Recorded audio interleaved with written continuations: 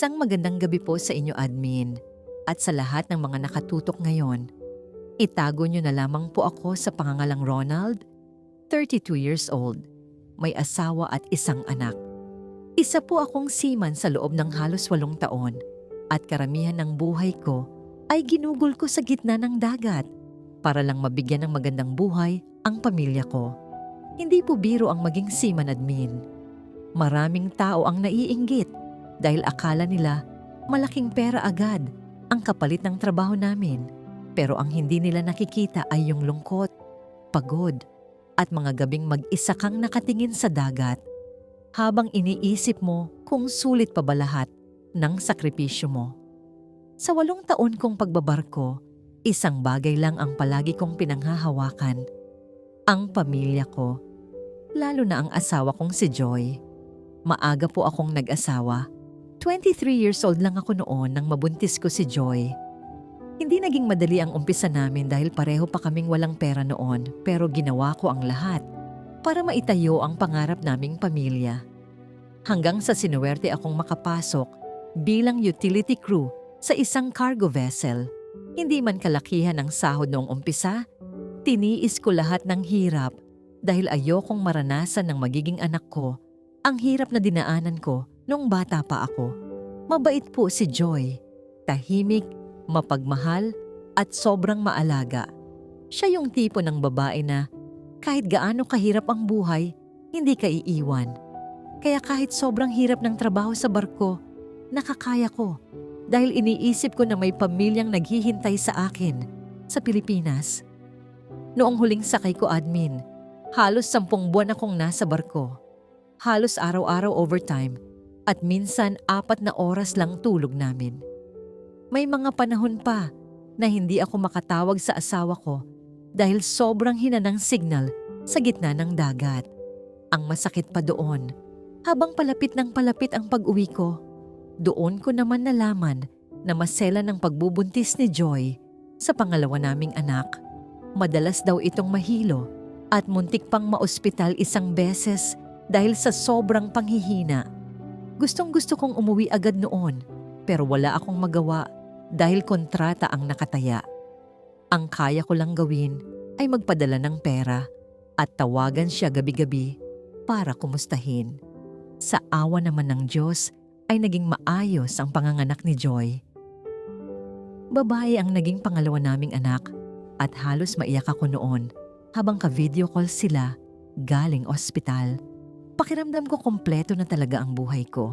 Ilang linggo matapos manganak si Joy ay natapos na rin ang kontrata ko at tuluyan na akong nakauwi ng Pilipinas. Sobrang excited ko nun, admin. Halos hindi ako makatulog sa barko habang pauwi dahil gustong-gusto ko nang mayakap ang asawa at mga anak ko. Pagdating ko sa airport, halos maiyak si Joy habang yakap ako ng mahigpit. Nangingitim pa ang eye bags niya dahil puyat sa pag-aalaga ng baby, pero kahit ganoon ay napakaganda pa rin niya sa paningin ko. Doon ko na rin unang nakita ng personal lang hipag kong si Kyla. Si Kyla po ang nakababatang kapatid ni Joy. 24 years old noon at kakagraduate lang sa college, pero hindi pa makahanap ng matinong trabaho, kaya pansamantala muna siyang tumutulong sa bahay habang nagpapalakas si Joy. Siya yung nag-aalaga sa baby kapag pagod na si Joy, nagluluto, naglilinis, at minsan siya pa ang bumibili ng gamot o diaper sa bayan. Noong una, normal lang naman ang tingin ko sa kanya. Mabait siya, palabiro, at madaldal kumpara kay Joy na tahimik lang.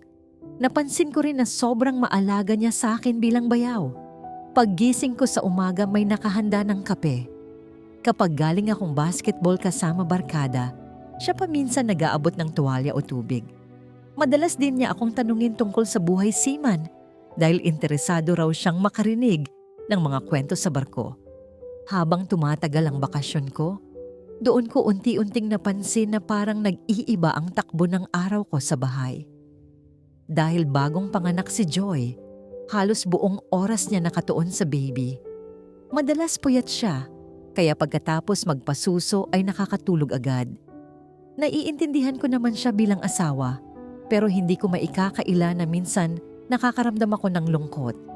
Yung tipong 10 buwan kang sabik na sabik umuwi.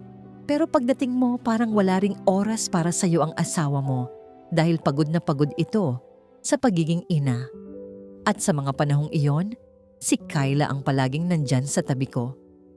Kapag madaling araw at hindi ako makatulog dahil sanay pa katawan ko sa shifting sa barko, nadatnan ko rin siyang gising sa kusina habang nagtitimpla ng gatas ng baby o nagkakape. Hanggang sa naging rutina na naming dalawa ang magkwentuhan habang tahimik ang buong bahay. Hindi ko namalayan admin na nasasanay na pala akong hanapin si Kyla sa loob ng bahay. Kapag umaalis siya para bumili sa bayan, parang hinahanap siya ng mata ko. Kapag tumatawa siya habang kinukwento yung mga simpleng bagay, hindi ko maiwasang mapangiti rin.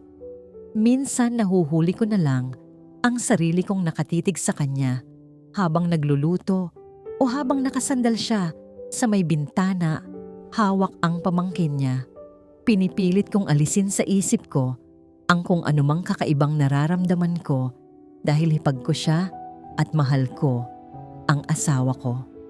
Pero habang tumatagal, parang may bumubulong sa isip ko na delikado na ang lahat. At doon ako unang natakot sa sarili ko dahil pakiramdam ko may mali nang nagsisimulang mabuo sa pagitan naming dalawa ni Kyla. Pagkatapos ng ilang araw kong pamamalagi sa bahay admin, ay unti-unti na akong naninibago sa takbo ng buhay ko bilang ordinaryong tao. Sanay kasi ako sa barko na puro trabaho, makina, alarma, at dagat lang ang kaharap araw-araw. Kaya noong nasa bahay na ako, pakiramdam ko naninibago akong may katahimikan. Pero habang tumatagal, mas lalo kong napapansin ang pagod ni Joy. Halos wala na siyang tulog sa pag-aalaga ng baby namin. Minsan habang kumakain kami, ay nakakatulog siya habang nakaupo.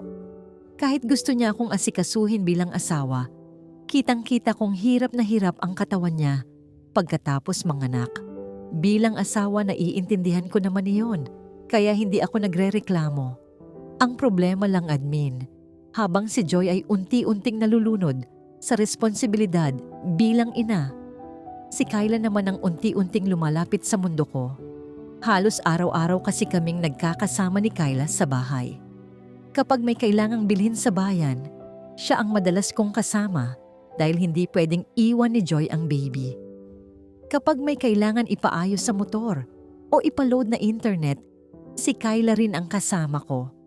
Minsan nga naiisip ko na parang mas madalas ko pa siyang kausap kaysa sa sarili kong asawa. Madaldal kasi siya at palabiro. Kahit simpleng bagay na gagawa niyang pagkwentuhan. Hindi tulad ni Joy na seryoso at tahimik. Si Kyla yung tipong kayang gawing masaya. Kahit simpleng hapon lang sa tindahan habang bumibili ng soft drinks o diaper. At hindi ko maikakaila admin. Habang tumatagal ay nasasanay na ako sa presensya niya. Isang madaling araw, nagising ako dahil naninibago pa rin katawan ko sa oras. 3:00 pa lang noon, pero dilat na ako kaya bumangon ako para magkape sa kusina. Pagdating ko doon ay nadatnan kong gising din si Kyla habang nagtitimpla ng gatas para sa baby. Naka-shorts lang siya noon at oversized na t-shirt habang nakatali ang buhok. Hindi ko alam kung bakit, pero parang may kung anong kaba akong naramdaman noong makita ko siya sa ganong simpleng ayos. Ngumiti siya sa akin at sinabing, sanay daw talaga akong puyat dahil seaman ako. Napaupo na lang ako sa mesa habang tahimik siyang gumagawa ng gatas. Maya-maya ay naupo rin siya sa tapat ko habang hawak ang tasa ng kape niya. Doon kami unang nagkaroon ng mas malalim na usapan. Tinanong niya ako kung mahirap daw ba talaga ang buhay seaman. Napabuntong hininga na lang ako bago sumagot. Sinabi kong hindi madaling malayo sa pamilya, lalo na kapag may problema sa bahay. Tapos wala kang magawa, kundi maghintay sa kabilang dulo ng dagat. Sinabi ko rin na may mga panahon sa barko na parang gusto mo na lang sumuko dahil pakiramdam mo mag-isa ka. Doon siya natahimik habang nakatingin sa akin.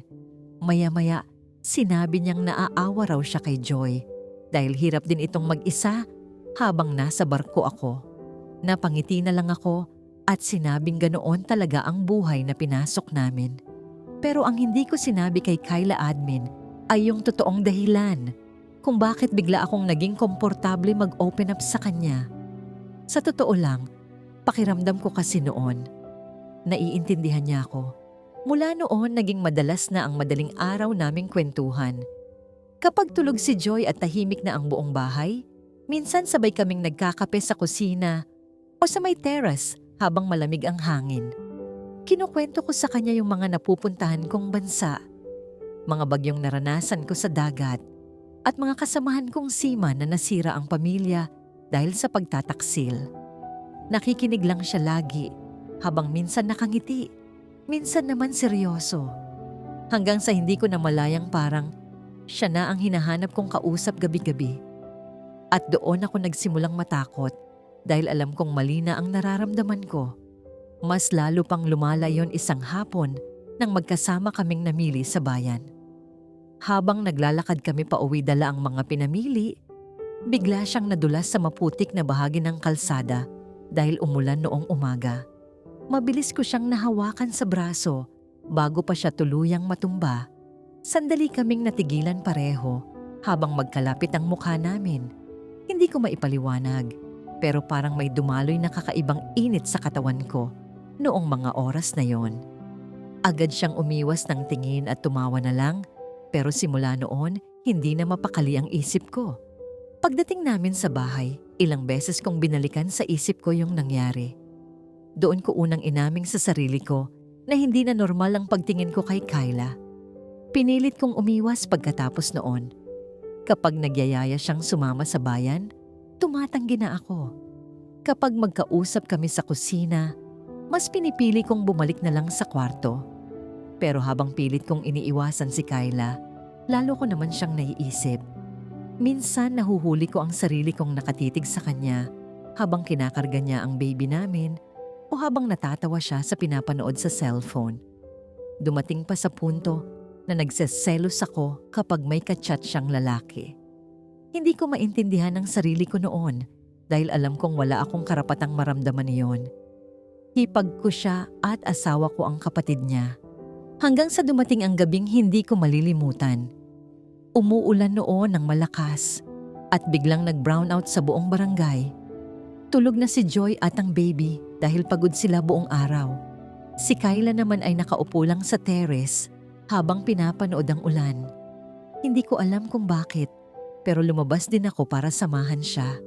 Tahimik lang kami nung una hanggang sa bigla niyang sinabi na minsan daw naiinggit siya kay Joy dahil kahit hirap ang buhay namin, ramdam daw niyang mahal na mahal ko ang asawa ko. Napangiti ako, pero maya-maya ay sinabi ko rin na hindi ko alam kung sapat pa ba yung pagiging mabuting provider kung halos kalahati ng buhay ko ay nasa dagat naman. Doon siya tumingin sa akin ng diretsyo.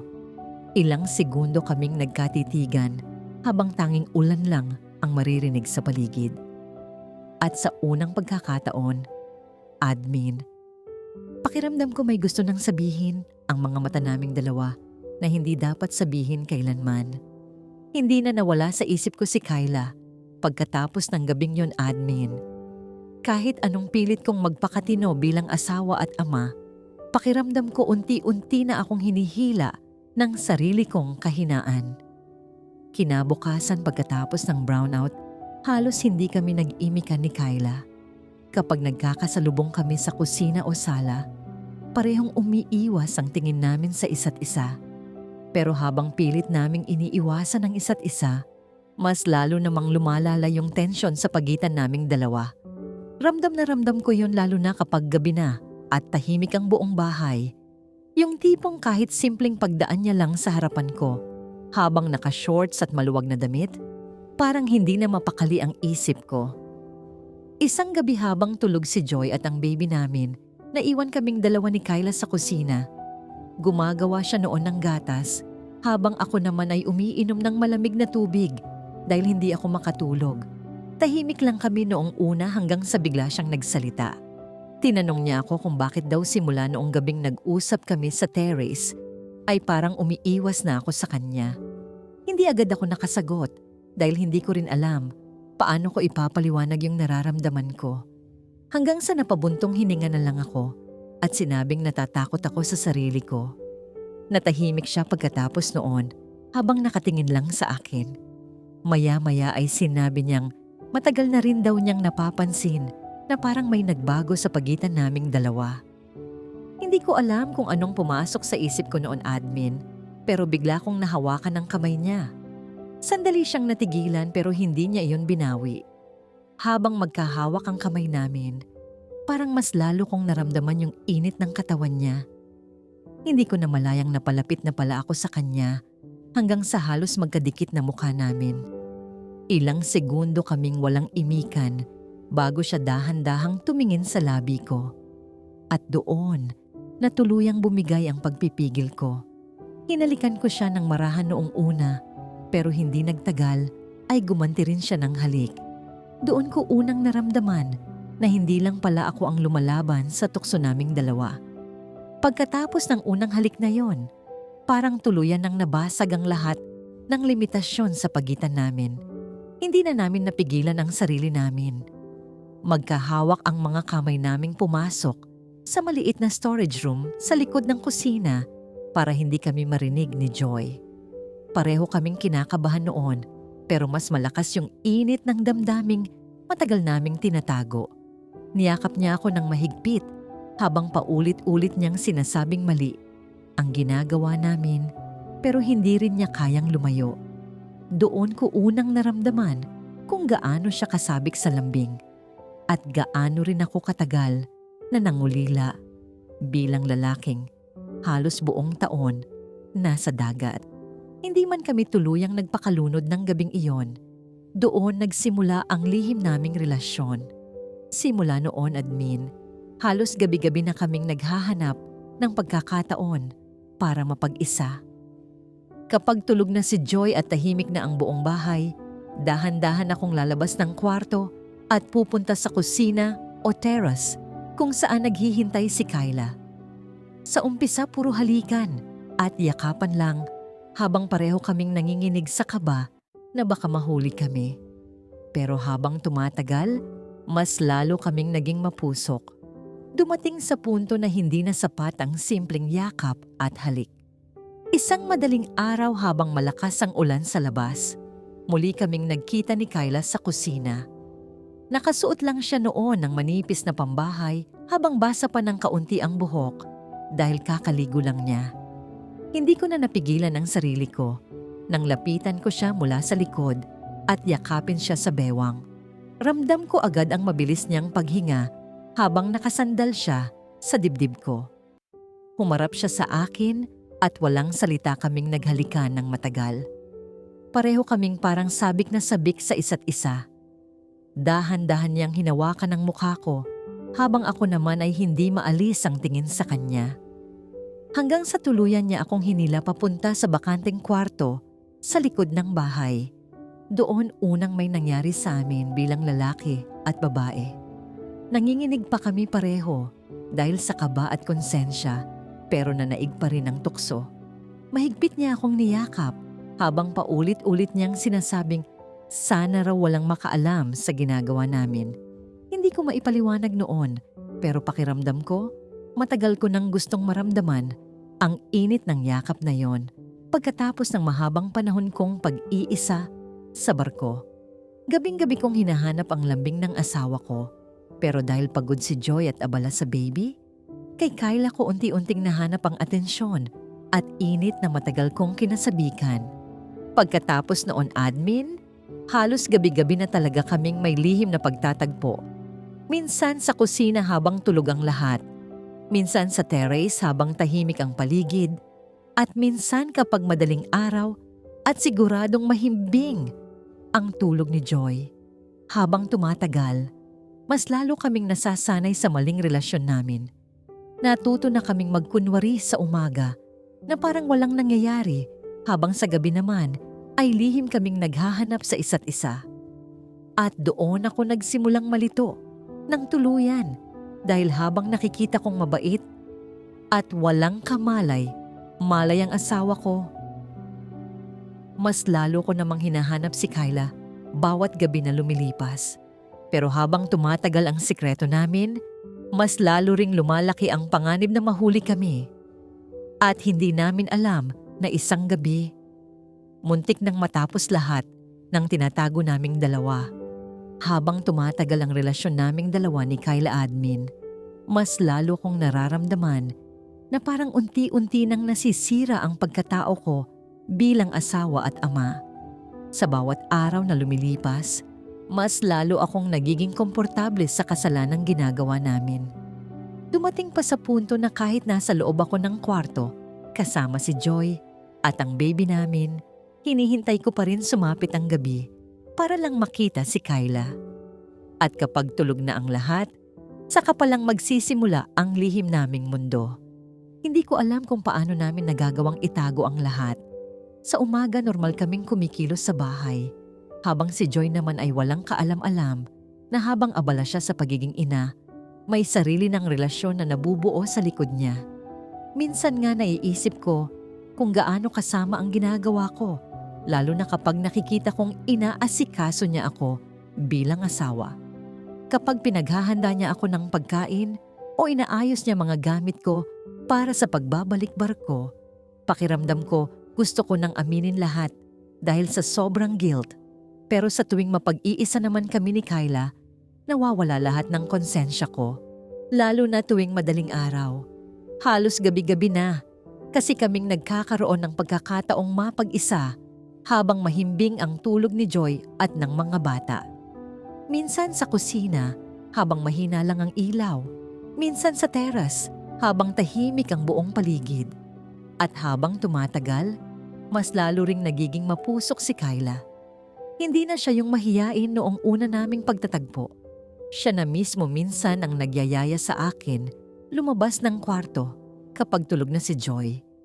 Isang simpleng tingin lang niya, alam ko na agad kung ano ang gusto niyang mangyari. Isang gabi admin, hindi ko makakalimutan ang nangyari sa amin. Malakas ang ulan noon at madaling araw na.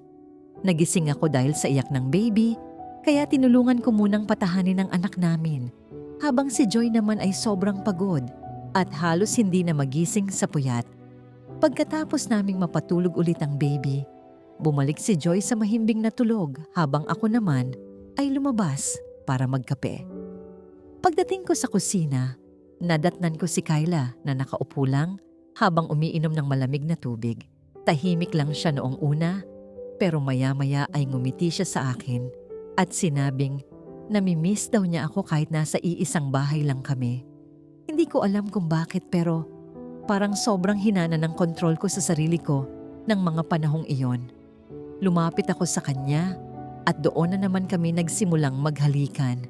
Mas matagal, mas mapusok, at mas sabik kaysa dati. Mahigpit niya akong niyakap habang paulit-ulit niyang binabanggit pangalan ko na parang natatakot siyang mawala ako. At noong gabing yon, muli na naman kaming nagpadala sa init ng katawan at emosyon naming dalawa. Habang umuulan sa labas at mahimbing ang tulog ng asawa ko sa kabilang kwarto, kami naman ni Kyla ay lihim na gumagawa ng kasalanan sa loob ng bahay. Simula noon, halos gabi-gabi na talaga kaming may nangyayari. Minsan mabilis lang dahil baka may magising. Minsan naman inaabot kami ng madaling araw sa kakayakap at pag-uusap pagkatapos. Doon ko rin napansin na parang mas lalo nang lumalalim ang nararamdaman ni Kyla para sa akin. Hindi na lang siya basta naghahanap ng init o lambing. Minsan habang magkatabi kami, tinatanong niya ako kung paano raw kung siya ang naging asawa ko. Minsan naman sinasabi niyang sana hindi na lang daw ako bumalik pa sa barko para lagi niya akong kasama. Sa tuwing naririnig ko iyon, hindi ko alam kung ano ang mararamdaman ko dahil alam kong mali na ang lahat pero hindi ko rin magawang putulin ang relasyon namin. Habang papalapit naman ang schedule ng balik ko sa barko, mas lalo akong kinakabahan. Ramdam kong hindi na simpleng lihim na relasyon lang ang meron kami ni Kyla. Parang pareho na kaming nalulunod sa sitwasyon namin.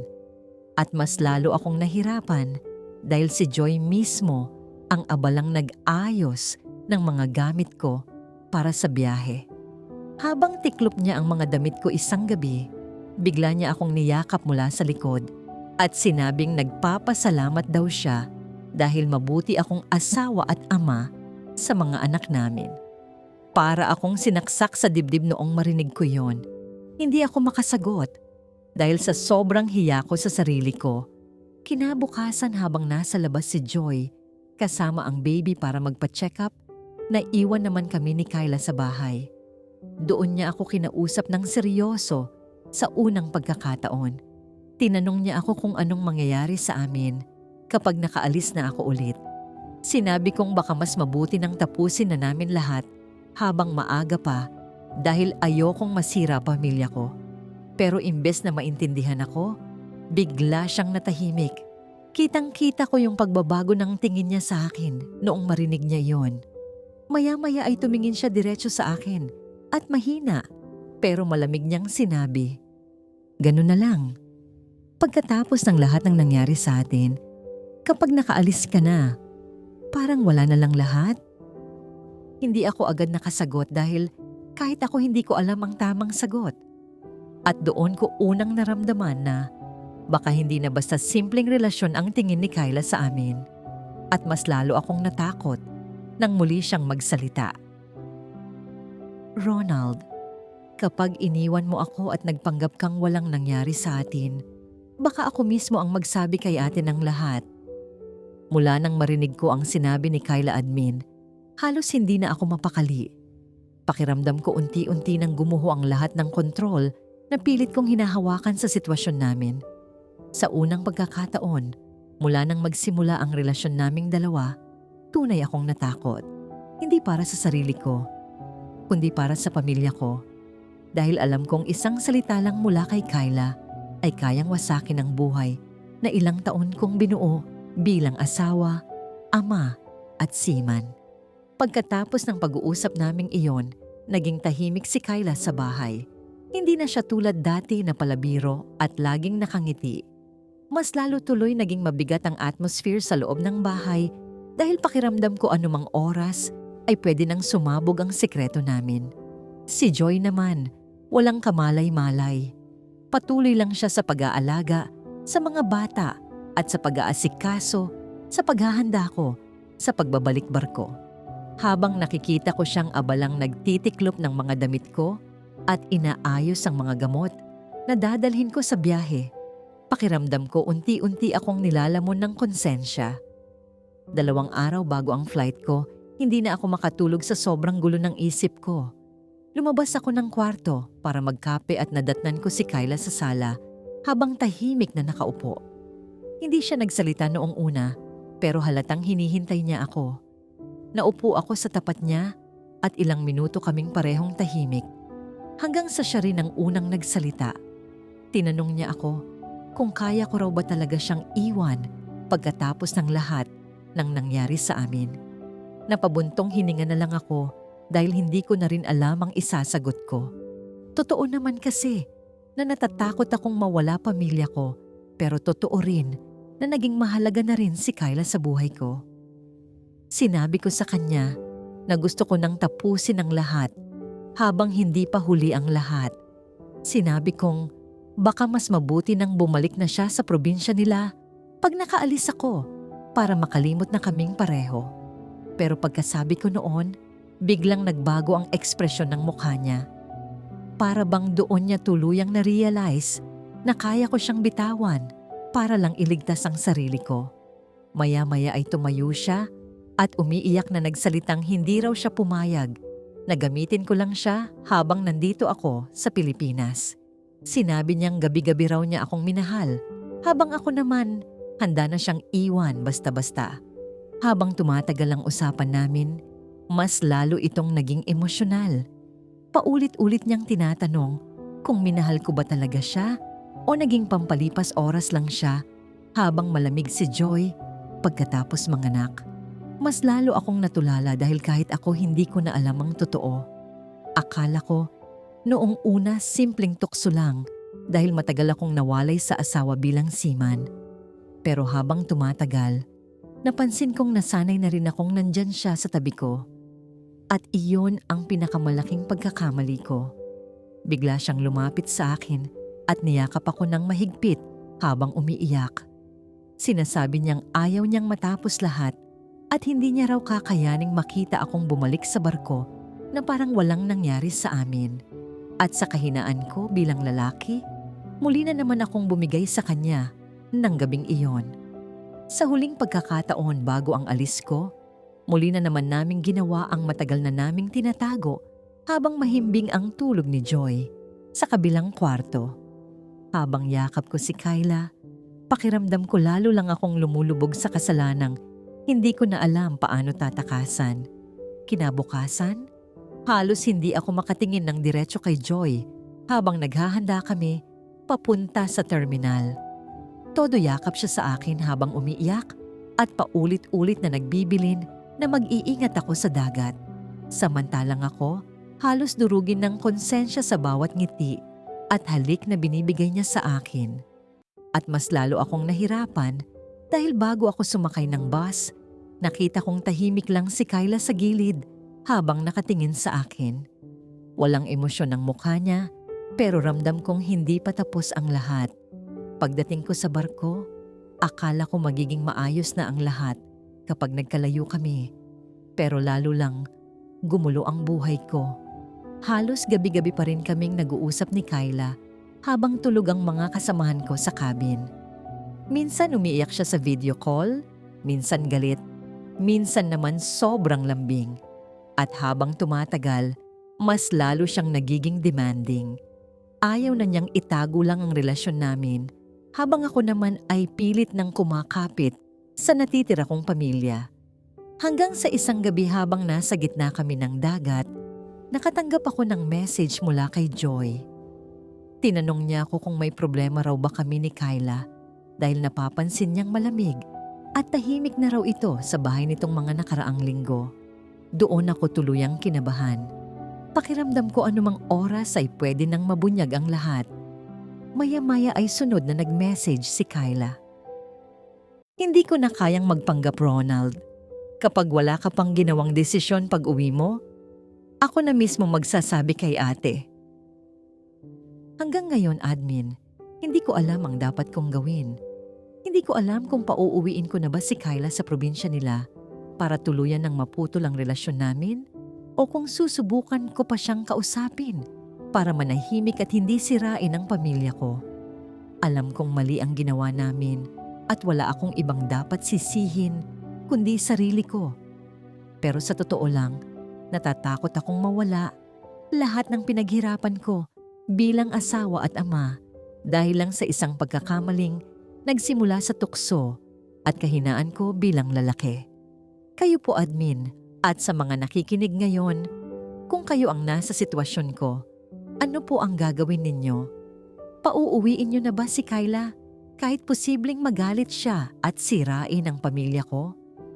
O itutuloy ko na lang ang maling relasyon namin para manatiling buo ang pamilyang matagal kong pinaghirapan? Maraming salamat po. Grabe no mga kabayan, minsan talaga hindi sapat ang pagiging mabuting provider para masabing matatag na ang isang pamilya.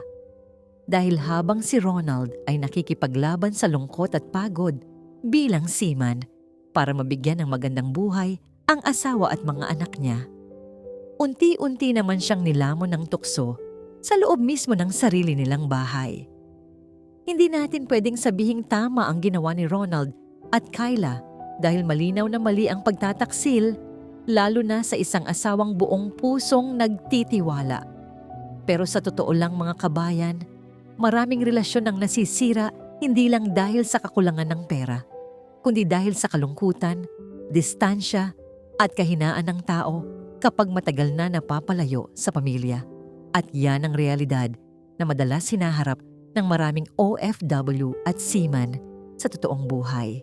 Kayo mga kabayan, ano ang masasabi niyo sa kwento ni Ronald? Kung kayo ang nasa sitwasyon niya, aaminin niyo ba kay Joy ang lahat kahit posibleng masira ang pamilya nila? O mas mabuti na bang putulin na lang niya si Kyla at ibaon habang buhay ang lihim nilang relasyon? Comment niyo po sa ibaba dahil gusto naming marinig ang opinyon nyo. At syempre mga kabayan, gusto rin naming malaman kung saan nyo pinapanood ang video na ito. Kayo po ba ay nasa Pilipinas, nasa barko, nasa Middle East, Hong Kong, Singapore, Canada o ibang bahagi man ng mundo? Comment nyo po kung saan kayo nanonood para mabati namin kayo sa susunod naming videos. At kung gusto nyo pa ng mas matinding kwentong OFW tungkol sa pagtataksil, sikreto at relasyon, panoorin nyo rin po ang isa pa naming kwento na pinamagatang Misis ng Seaman Gabi-Gabing Binebembang ng Boy. Sigurado akong mapapaisip at mapapakwento rin kayo sa nangyari sa buhay nilang mag-asawa. Maraming salamat sa pananatili hanggang sa dulo ng kwentong ito. Kung may kwento rin kayong gustong ilabas, mga liham ng sakripisyo, pangungulila, tagumpay o pagkatalo bilang OFW, bukas ang channel na ito para sa inyo. Pwede kayong magpadala ng inyong kwento at igagalang namin ang inyong katahimikan at pagkakakilanlan. Thanks for watching and we'll see you in the next video.